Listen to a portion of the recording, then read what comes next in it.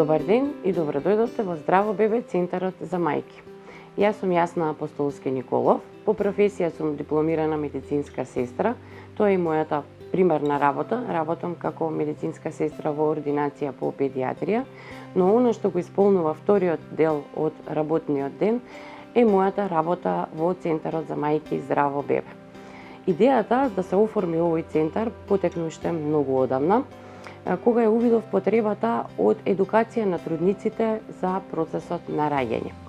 Така посетив една едукација каде што се стекнав со сертификат за сертифициран едукатор за психофизичка подготовка на трудници. Часовите за психофизичка подготовка на трудници се одржуваат секој месец и веќе 9-та година интересот кај трудниците е се поголем и поголем. Низ таа работа и работа со трудниците, низ работата во ординација како медицинска сестра, ја увидов и потребата да им се помага на мајките за доење. Така почнав и малку повеќе да истражувам дали во светот постои некоја посебна едукација, некој посебен дел каде што можеме малку повеќе да научиме со доењето, бидејќи како медицинари, медицинско лице кое што има 21 година стаж, сметав дека сигурно постои некој дел каде што може да им се помогне, а се со цел да се зголеми стапката за доење. Така истражувајќи, најдов и на сертификатот за консултант за доење, кој што всушност представува највисок степен на специјализирана едукација кога станува збор за едукација на мајките и помош и поддршка на мајките за време на доењето.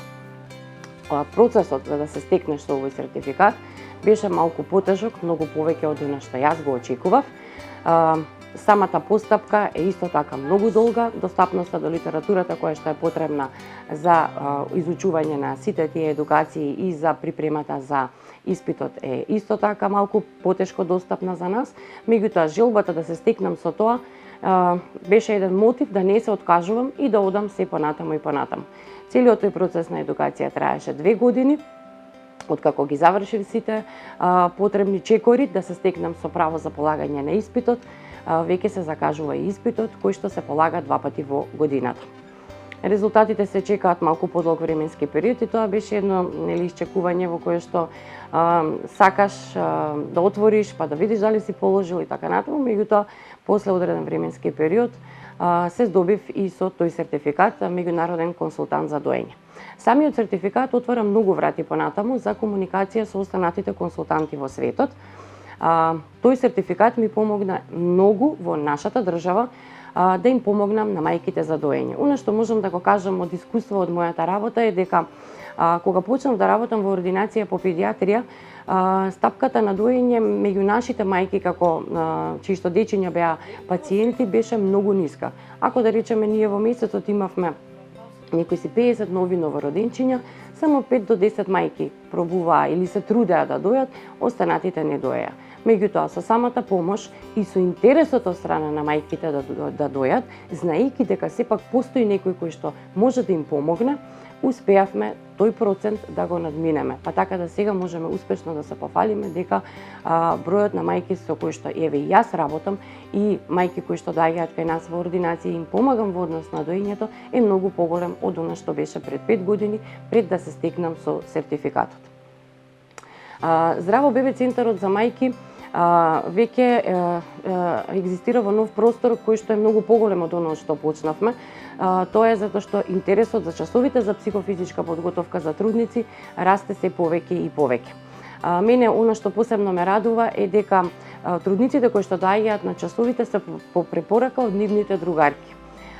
Нормално, застапеноста на социјалните мрежи и позитивните искуства кои што они ги делат, мене ми е мотив да секогаш правам нешто повеќе и повеќе за да можам да им помогнам, да им го олеснам тој предродилен период, нормално делот во раѓањето и оној дел околу доењето веднаш после породувањето.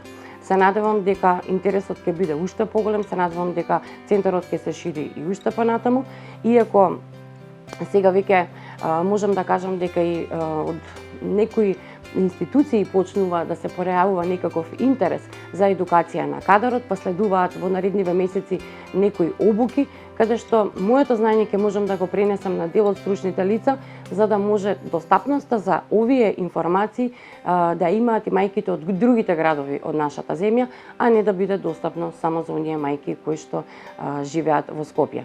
Иако мојата работа како консултант за доење ја одржувам, можам да ја одржувам делумно и онлайн, иако секогаш ги сакам средбите и консултациите со физичко присуство, меѓутоа доколку навистина можам да помогнам и преку онлайн консултација, нормално ги закажуваме консултациите.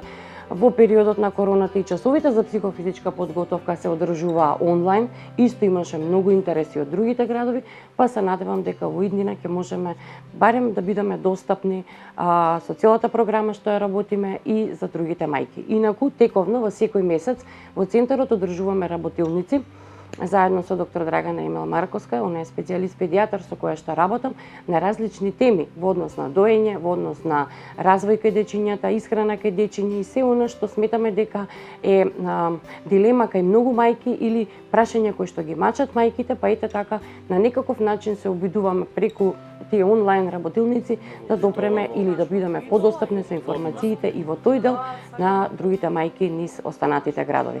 Интересот за секоја работилница секогаш бил доста голем, што за нас представува едно, да речеме, позитивно искуство, односно мотив да не престануваме со нашата работа.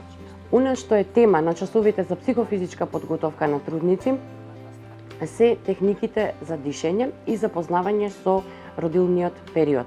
Затоа што се смета дека стравот кој што го имаат родилките од породувањето потекнува од искуствата кои што ги слушаат од останатите кои што веќе го поминале тоа. Сите тие искуства кај нас предизвикуваат еден условен рефлекс на болка, односно условен рефлекс кој што раѓањето, породувањето го поврзува со болката. Техниките за дишење се метод кој што се користи насекаде во светот за обезболување на контракциите, за да можеме барем тој дел во предродилниот период да им олесниме малку.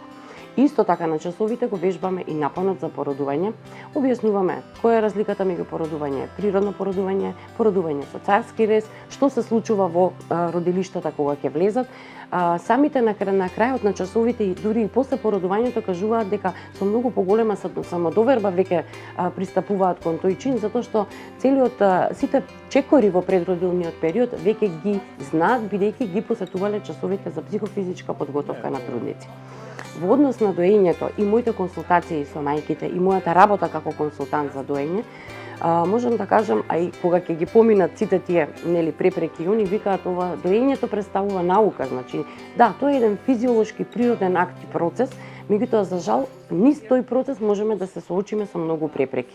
Доколку имаме кој да ни помогне како консултант за лактација, поддржувач на доењето, едукатор и така натаму, може да се надминат тие препреки да се продолжи со доењето. Многу мајки не знаеле дека постои некој кој што може да им помогне, па престанале со доење. Од таа причина е основана професијата консултант за доење, дури уште во далечната 1985 година, каде што има борд кој што работи како организација, каде што се продуцираат консултантите за доење. Така да не е нешто кое што е ново или непознато, е нешто кое што датира уште од многу одамна. Во светот има многу консултанти за доење, кај нас јас сум само единствена, меѓутоа се надевам дека во иднина некој ќе пројави желба и интерес да го помине целиот тој пат, па да бидеме малку побројни како колешките во нашите соседни земји. Јас секогаш ги охрабрувам сите оние мајки кои што сакаат да дојат и кои што имаат потреба од поддршка, помош, совет, насока во однос на доењето, слободно да се обратат. Наоѓаме начин било како, па и да не се од Скопје, да можеме да го продолжиме тој пат низ доењето и да имаат една успешна доењачка приказна.